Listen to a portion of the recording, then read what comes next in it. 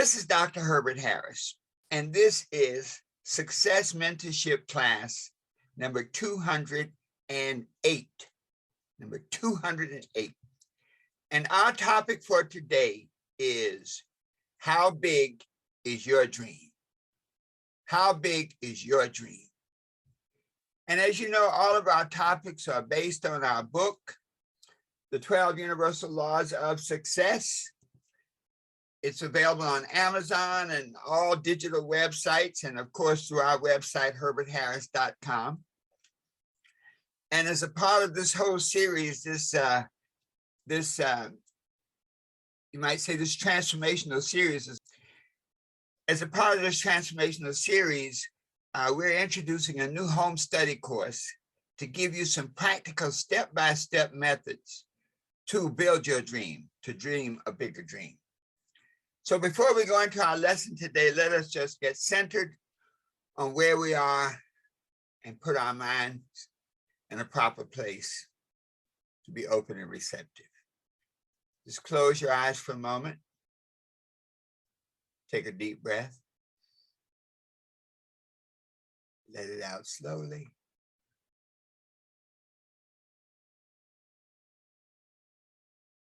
Take a deep breath. Let it out slowly.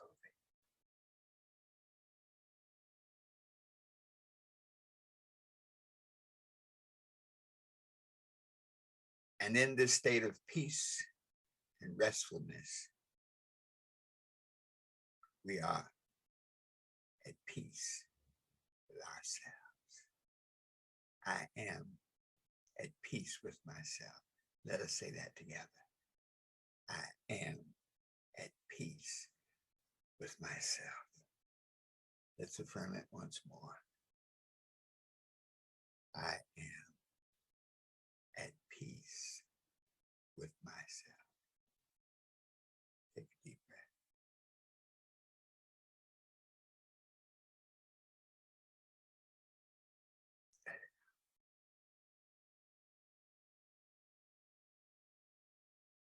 And in this state of peacefulness, our minds are open, receptive, and ready to learn. My mind is open, receptive, and ready to learn. Let us affirm that together.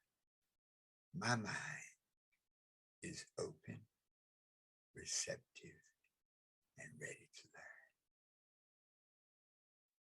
Take a deep breath. Just let it sink in.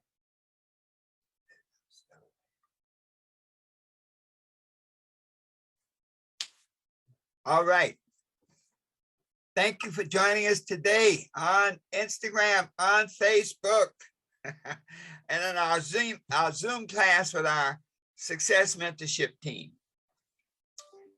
This is sort of the next step in our evolution for this year and helping us become the person we want to become, helping us do the things we want to do.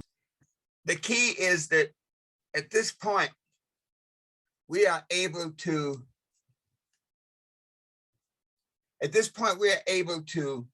take what we've done so far. We talked about how to build your vision. We talked about getting your life in order. We talked about, as a matter of fact, preparing for this new year. And then even more importantly, preparing for this new you. And when we think about our dreams, how big is your dream really came to us because so often we dream small dreams. So I'd like to open with a quote I think that really characterizes where we're going today. And it says, Robert Allen said, "Dream lofty dreams, and as you dream, so shall you become." Let me say that again. Dream lofty dreams, and as you dream, so shall you become. Wow. Now that's a powerful thought, folks. When we say dream lofty dreams, so shall you become,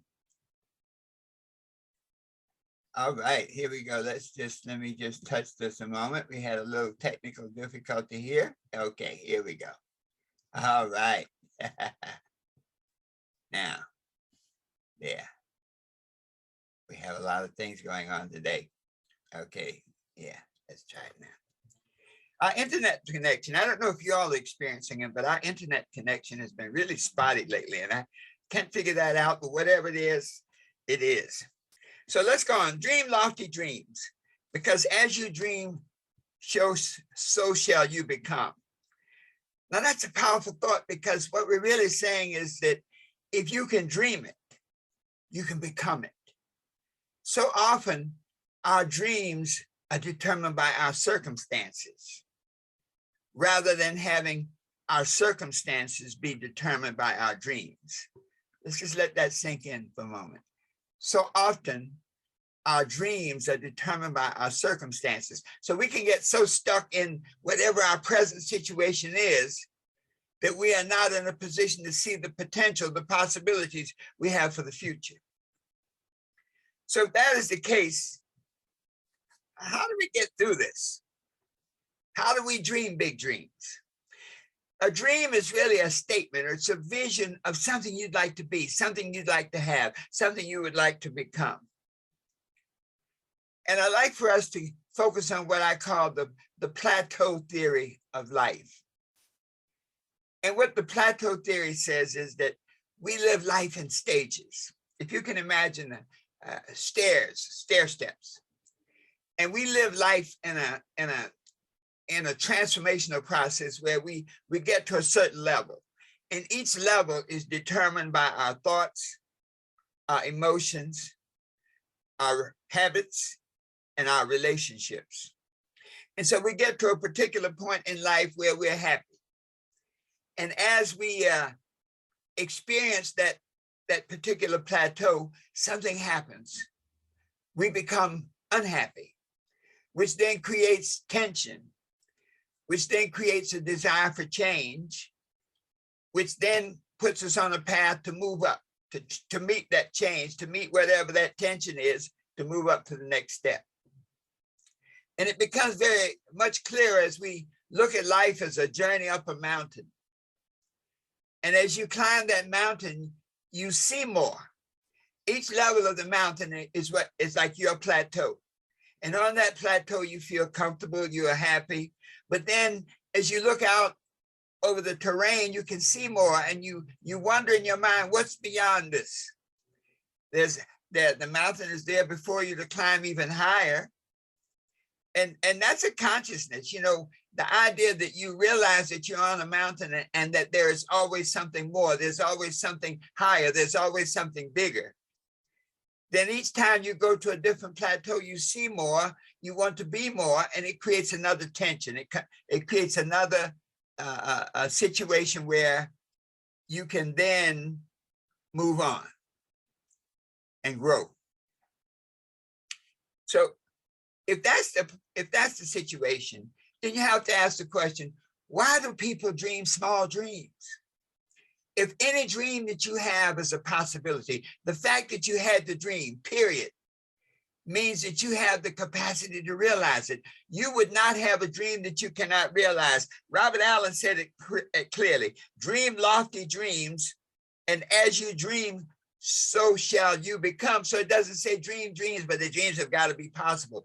Impossible or possible. Impossible only means that it has never been done yet. So nothing is impossible. So you have to ask the question, if that is the potential, why do people dream small dreams? And people dream small dreams for mainly three reasons. Number one, obstacles. We said, don't let your circumstances determine your dreams. And so many people live a life where they are literally controlled by the obstacles that confront them.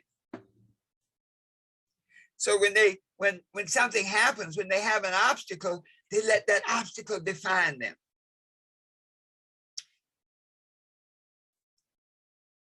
As a network marketer, for example, people will talk to you and they'll say, well, I want to become rich. I want to create wealth. I want to have all the good things in life. And you say, well, great. We have an opportunity over here. Next Friday, we're having a presentation to tell you how to do all of that.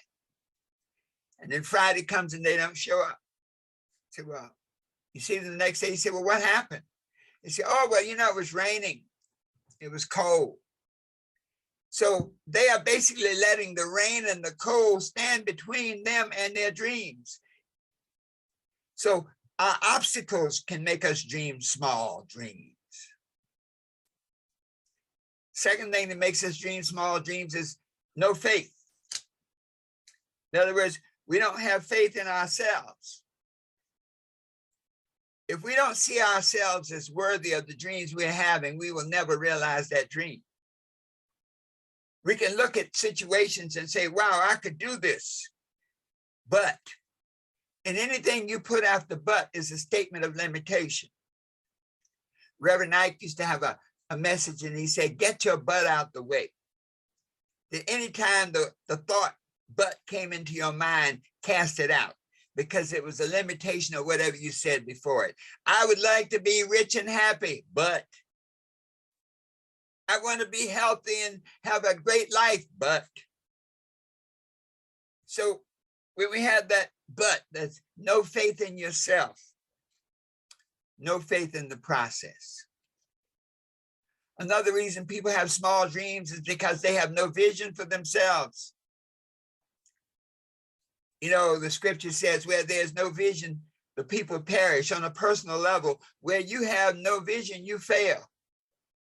And failure doesn't mean you die. What it means is you never fulfill the purpose for which you were created. Whew. So when we look at people having small dreams, we can say to them, dream big.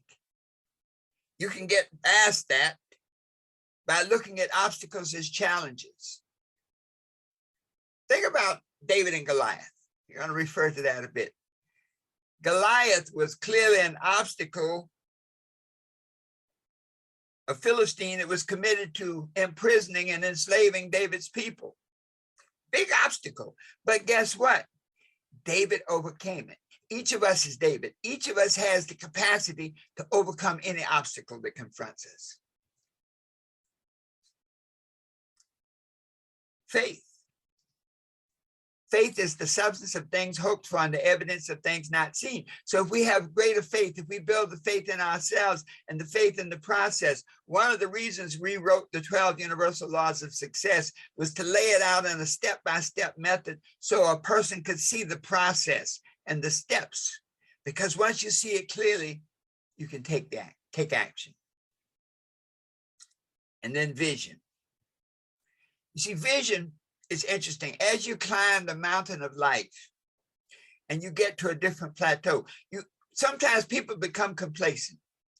Each step, each plateau up the mountain of life, you get to a point where your thoughts, your emotions, your habits, your relationships, you feel comfortable and you don't want to go any higher. You don't want to grow any higher. Now that happens, folks, and I guarantee that many of you will. Number one, if you're on this call at 8 o'clock on a Saturday morning, clearly you wanted to be here. You don't wake up in the morning and say, 8 o'clock, what can I do? Okay. So the fact that you're here listening means that you've already made a decision to go and to grow. But there are many people that become complacent. You know, when you get to a certain plateau and you accept your thoughts, you accept your emotions, you accept your habits, you accept your relationships, you get stuck there. Something interesting happens. We live on the river of time.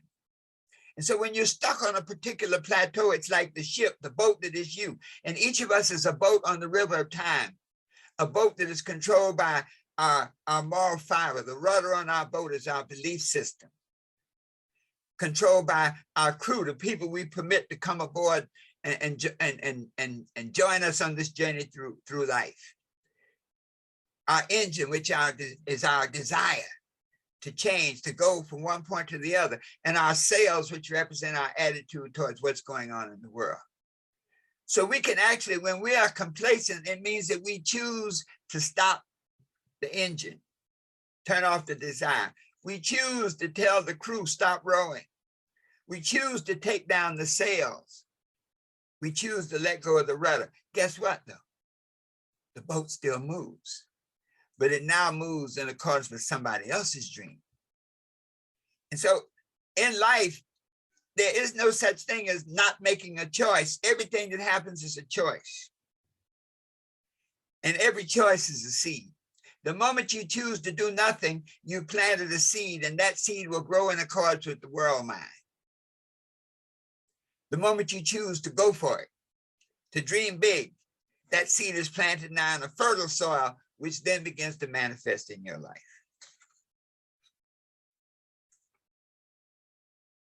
I was watching the Olympics, and it was so interesting. You know, the Olympics is a culmination of a lot of training, a lot of decisions, a lot of sacrifice.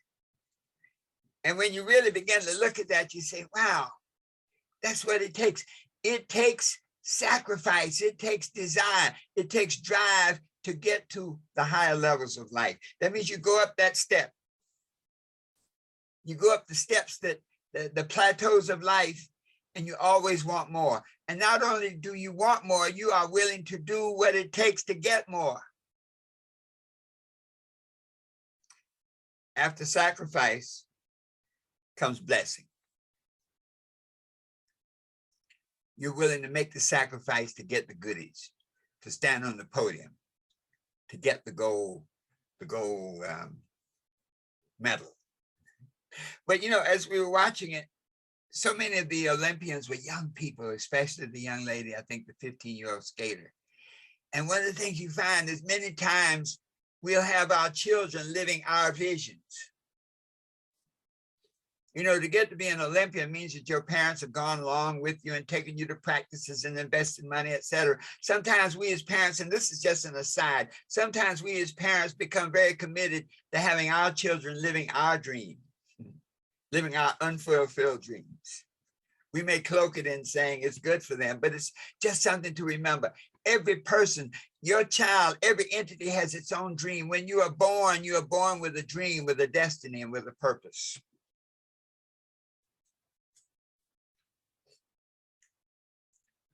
And that lack of vision, you know, I want to go into that for a moment, because to dream big dreams requires vision. And vision must be beyond the obstacles that you see. You must be able to see beyond the obstacle to the promised land. So when we think about, for example, David and Goliath, many of us are David, and we face obstacles in our life. And let's look at the process here, because this is the underground process. This is the foundation for big dreams. So when you are confronted with a big obstacle, something that's like laying you out, something that's blocking all your good efforts, that's a Goliath. We all have Goliaths in our lives at one point or another. But how do you approach it so that you can go to your dreams? Well, one thing David did, number one, he did not fear and run away. He faced Goliath. And he made a choice. Nobody sent him down there. He made a choice. And so when you are faced with the Goliaths that are keeping you from dreaming big and manifesting big dreams, you must make choices to confront that dream.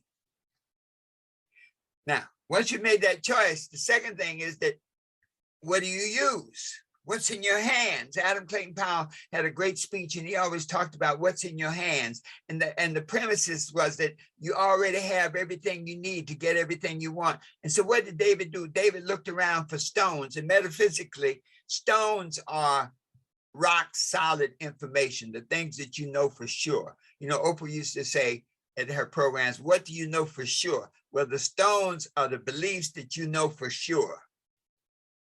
Beliefs like, no matter how dark the night, the sun will rise. Beliefs like, I already have everything I need to get everything I want. And so David looked around for the stone, solid, rock solid knowledge and understanding, picked up the stone, and he had a slingshot. You always need a tool, something to use to confront the challenges that stand before you. And David had a skill set. And I've digressed here for a moment because the lesson of David and Goliath is powerful. In our daily lives, we have to develop a skill set. And so this whole process of growth up the different plateaus of life is to help us develop skills. David didn't have to learn how to use his slingshot. He had already developed that skill. And so we have to develop our skills so that we then have the capacity to go to higher and higher plateaus. The moment you make a decision to confront the obstacle, you literally have everything you need to make it happen. In other words, once you have a vision of what life would be if the obstacle is overcome. You see, I think David focused on the freedom of his people. He had a vision for what freedom was like, and Goliath was the obstacle standing between him and that freedom. And so for you and I, once we have a vision of the life we would like to live, then we simply have to focus on that life that we would like to have, the dream, and then the wherewithal comes to us to handle the confrontation. So what is the process? How do you dream big dreams? We call it the 6-step process. Number 1, pay attention. Your awareness bears directly with your imagination. So begin to see beyond your limitations to your possibilities. To have a mindset that nothing is impossible. And that any dream that comes into your mind is possible. Don't let the circumstances of your life undermine the possibilities of your future.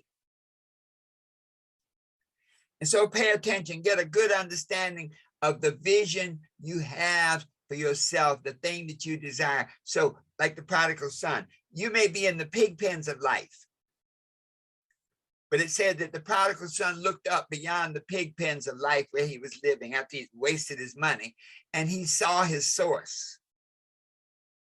And so in order for us to dream big, we have to look beyond our circumstances and see our source and realize that we were put here for a purpose. God does not create junk. We didn't just happen. So the fact that you exist, period, means that there's a destiny and there's a purpose and there's a reason for your existence. And this journey up the plateaus of life is to figure that reason out and to become one with it so that you can live it. So pay attention. Create that vision of what you want to be. Let the dreams come into your mind and fill your being.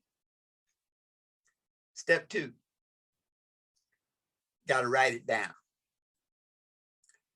In chapter 3, the law of vision, in chapter 3 of the 12 universal laws of success, we deal with the law of vision, and there's a spiritual principle from the Habakkuk, and it says, write the vision upon tablets. Write the vision, make it plain. And so you must write down your dream, whatever that thing is you want to be, do, and have. Write it down in great detail. How does it feel? How does it move? How does it smell? How does it sound? You must write down in great detail exactly what your dream is. This is a challenge, folks, because so many of us have never written our dreams. So many of us have been so consumed by our situation and our condition that we don't see beyond it to our dreams. So be committed to see the dream and then to write it down, and write it down in great detail. The principle that says, in order to manifest, when we talk about the promised land, there's a principle that says, walk the width and breadth of the promised land. Get the sense of what it is in each and every aspect, the heights, the valleys, the trees, everything about it. And so when you write it down in great detail, you're literally crystallizing. You're taking the unformed vibration in your mind and you're creating it to the formed vibration of your paper. That's powerful, folks. You're literally crystallizing the energy of thought into the manifestation of writing. Step 3, once you've written that dream, once you've written your goals, Once you know exactly how it smells, how it moves, you got to read it over at least 3 times a day. Now, I know many of you have read success books from beginning to end, and I guarantee you that every success book you will ever read will say the same thing. Write your goals, write your vision, read it over 3 or 4 times a day. Why? Because that's how it works. See, we live in the matrix of life. I like the movie. And we live in the matrix, and the universe is a matrix. It's like a matrix of principles, a matrix of choices, a matrix of energy. And so the fact that you write it down and read it over time and time again, you are literally burning it into your brain. Burning it into your brain with such strength and degree that you become one with it. You move on it. You know, when an actor or an actress is in a movie or a play, they have to learn their part so much. They have to memorize it, not just externally, I know the words, but internally, I know the feeling. And so when you see a command performance of an actor or an actress, it's like you feel, you're saying like, man, it's like real. That's the point.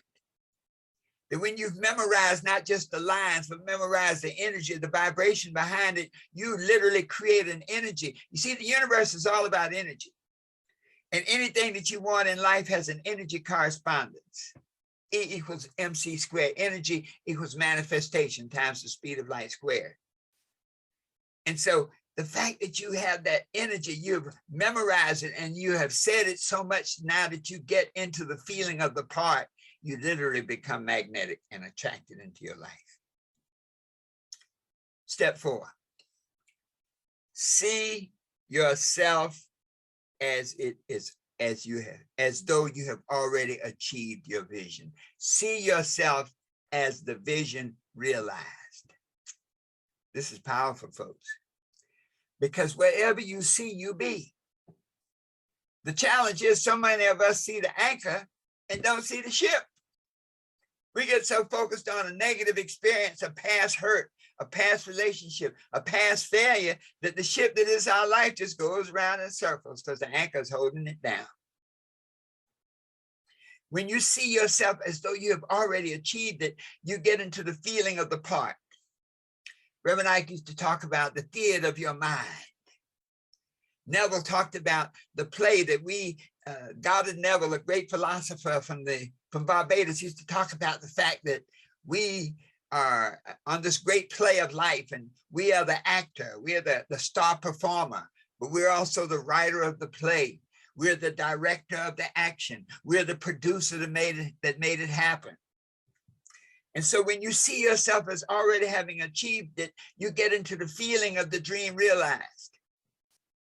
Feel like, they say, walk through the world like a champion, feel like a millionaire, feel happy, feel healthy, and it will happen. Step 5, share your vision. Now, this is dangerous, folks, because when you share your vision, don't share it with the wrong people. Share your vision with people who have been there. Share your vision with people who have accomplished what you're trying to accomplish. Share your vision with people who love you, who uplift you. Back to that boat of life, that ship of life. If you're on the sea, the river of time, then the people you share your vision with is your crew. And if you share your vision with people who don't see your vision, who don't see it, who don't believe in you, it can undermine. You can have like a crew, and one is rowing in one direction and the other part of your crew is rowing in another direction. You're going in circles. So when you share your vision, there's a reason. You want to put the mastermind principle into action. When 2 or more gather on one accord, I am among them. So you want to share your vision with people that can enhance the vision and make it big, even bigger. I'll share a story. As a network marketer, many of us in network marketing and use it as it's a type of entrepreneurship. And I had a coach, a mentor, and he said, Dr. Harris, he said, what's your goal for this business? I said, well, I want to make $1 million a year. That was kind of my vision. I want to make $1 million a year. And I broke it down for him. I said, well, you know, $1 million a year is about $83,000 a month. And I broke it down to the days, how much time it was. I said, it's 83,000 a month. It's $2,700 a day. And it's about $116 an hour. He said, wow, impressive. He said, but let me ask you a question, Doc. I said, yeah. He said, why not make $1 million a month? And I stopped in my tracks. I had never had a vision of what my life would be like if I made $1 million a month. That's $12 million a year. That's $33,000 a day. That's $1,389 an hour. So my coach said, he said, well, you know, you only realize what you see. And so for our listeners today, are you dreaming too small? I did not have a vision of what my life would be like making $1 million a month. And that's why I'm not making $1 million a month. Now, the moment I change my vision now and get a greater understanding of what my life would be like making $1 million a month, it will happen. And so for those of you who are listening today, when you look at your dream, up it by 10, whatever your financial goals are, multiply it by 10. Whatever your vision is that you see for yourself, multiply it by 10. And then say, why not? And begin to get into the consciousness and the feeling of what your life would be if you had 10 times as much money, 10 times better relationships, 10 times more of everything you see.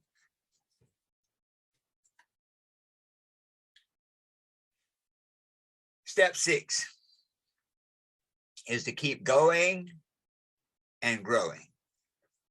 See, once you start this dream process and you realize that life is a stair step, is a plateau where you continue to rise because you know more, where you continue to see more because you be more.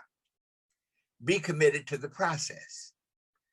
In our book, we say that success is not money. Success is the continuous realization of your worthwhile purpose. And so the bigger you dream, the more you can see. So let us recap. How big is your dream? How do you dream bigger? You dream bigger by paying attention to the bigness, by using your imagination. You see, your vision and your imagination have a relationship. Albert Einstein said imagination is more powerful than knowledge. So your imagination can draw your vision to be bigger and better. Whatever your vision, whatever your dreams, write them down. And write them down in such detail that you can feel it, you can smell it, you know exactly what it is. Read it aloud 3 times a day. Read your dream aloud so many times that it's automatic. When you get up, you can say it. If you have been in a play, you know, when I was a child, I don't see them doing it a lot anymore, but we used to have to memorize poems. And when you committed it to memory, it was always there. When I think of Thanatopsis, one of those poems, so live that when thy summons comes to join that innumerable caravan that moves to that mysterious realm where each shall take his chamber, where each shall take his chamber in the silent halls of death. Thou go not like the quarry slave at night scourged to his dungeon, but renewed and soothed approach thy grave, like one who wraps the drapery of his couch about him and lies down to pleasant dreams. Have your dream emblazoned in your memory just as profoundly as that poem. See yourself as though you've already achieved it. Get the vision of what you love, what you want your life to be like. Any dream that you have can be realized. Don't let it be undermined by your present condition. If you dream you can fly, you can fly. Now you fly in interpretation, you understand flying based on how it applies to you, but anything you dream, you can achieve. Share your vision with people who support you. Because from them, when I shared my vision with my mentor, it changed my whole perspective. If he had not done that, I'd still be trying to make $1 million a year. Okay. But now to see yourself from a bigger perspective. And finally, to keep going and growing. Because as long as you can see it, you can be it. That through this process, you can be whatever you want to be. That you can do whatever you want to do. And you can have whatever you want to have. Always knowing that the best is yet to come. And so it is. Whew. Take a breath this morning. Thank you so much for being with us. And remind you, of course, those who are listening, those who will be listening in the future, please share this broadcast and share these posts and make some comments. Share how you're working to achieve your vision. You don't have a copy of the 12 Universal Laws of Success, be sure to get one. It's your recipe book for success and the toolbox, the things that you need to actually live your dreams. Our home study course is designed to help you learn at your pace, to help you learn how to assess your position where you are right now, how to make the changes to make your dream bigger, how to set new goals and objectives that are congruent with the new vision you have of yourself, and how to make a plan to get it done. This is Dr. Herbert Harris saying thank you so much for being with us. Go to our website, www.herbertharris.com, and learn more about our home study course and all the other things we're doing to help you be what you want to be, do what you want to do, and have whatever you want to have, always knowing that the best is yet to come. So it is.